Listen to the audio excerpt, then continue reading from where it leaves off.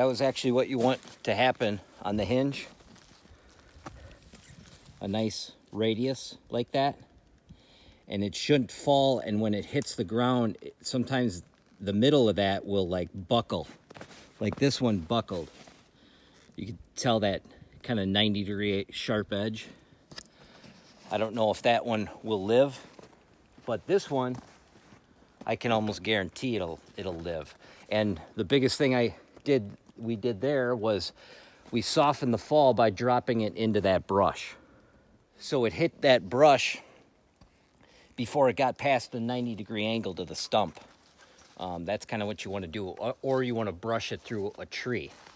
But it's hard. You have to have like good aim when you're doing it.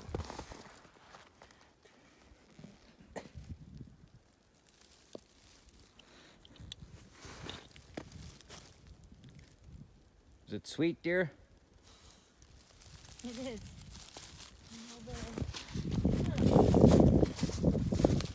So you want to either drop the tree on some brush like that, or as it's falling, brush it through the branches of a tree to soften the fall. These hard maples, these are all sugar maples, are pretty hard to hinge cut. But that's what we have to work with. So I'm planning on putting a tree stand in this area, so I want to make it really thick through here, kind of a no-go zone. I don't want the deer coming by my tree stand. I want them to go through this area on the edge of it. I'm going to make a trail through all this brush. So I want to be about, 10, 15, 20 yards away from where the deer are passing through. To keep a little bit away from them, and I hope to make a box blind here at some point if this is a good spot. I'm gonna hunt out of it for 1 year in that tree stand and see if they do what I think they're gonna do before I spend all the time putting a permanent box blind here that'll be here for years. So, and again, this is between two food plots, so depending on what I plant in them, the deer will use either one. There's bedding on either side of the food plot, so they'll be coming from the bedding. Which that's dripping.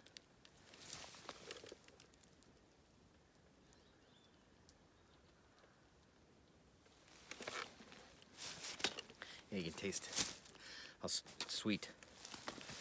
Good. Then all those what are those called? They're a type of legume. It's like a wild onion, and you can not only eat the actual bulb itself, but the leaves as well. Yeah, you can smell it. Everything smells like onions around here.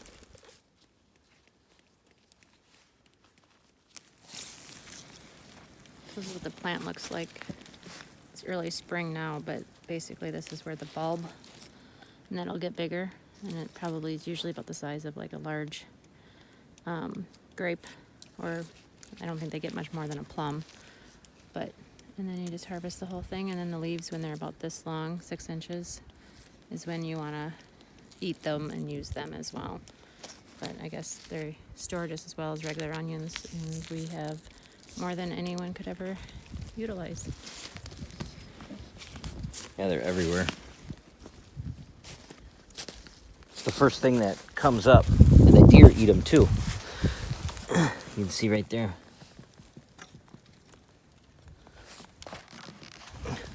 But the whole wood smells like onions. So here's one spot where I'm gonna make a trail through, because the tree stand is behind me, between 15 and 20 yards away. And then right through here, I'm gonna just cut that all out. And then those tree branches, that the tops of the trees just landed here. So once I cut that brush out, those deer will be able to pass through there, and it'll be all brushy and leafy over here. And then this one right here, I'll drop toward the tree stand. Try to keep them away from the tree stand a little bit, and hopefully they'll just skirt the edge of all these hinge cuts. Hang on, stop. Watch where that dead part is. Okay, stop. My barber chair, watch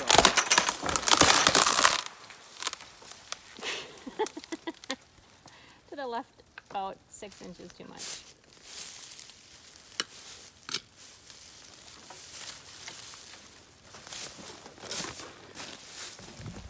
Of course, the fork of it just got stuck right in that tree.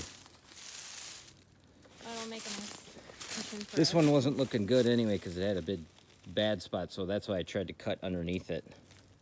But with that kink there, I don't think it's gonna live anyway. We'll pull it down with the habitat hook.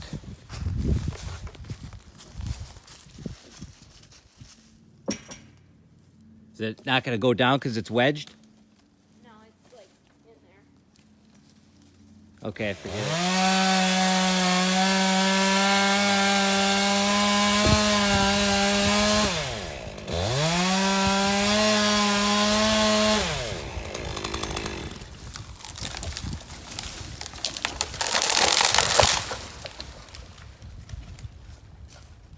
Just like you planned.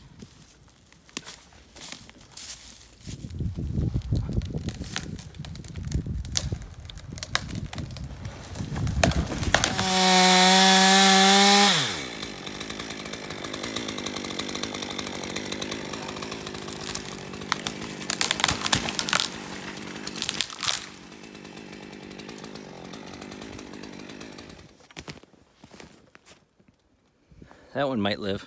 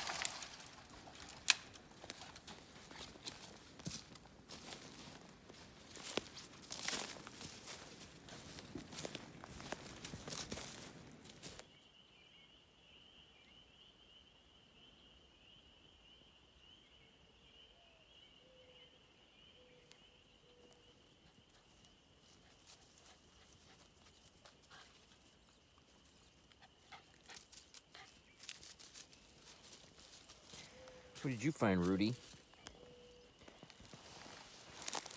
These are elk tracks. Really close. There you go, right there. We walk right this way.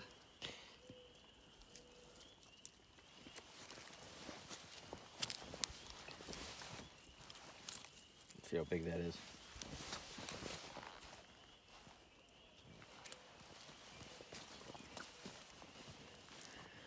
So, if you did, in case you didn't know, we live in Wisconsin, and we're by the Flambeau State Forest, and yeah, there's elk here when we got here this morning or today.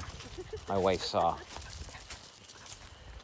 So hopefully they leave, because as cool as they are to see, they would decimate my food plots in the fall.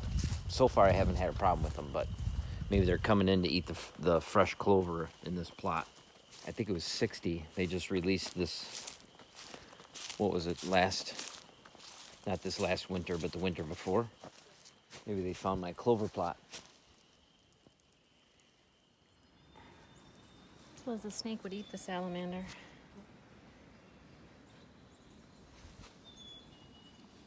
Where is it? Put him in the sun. Huh. And a snake. And a snake. And a squirrel.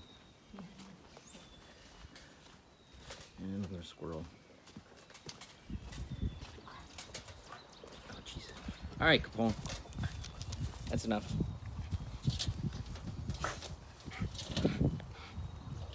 Yeah, I know. I know you want to eat it.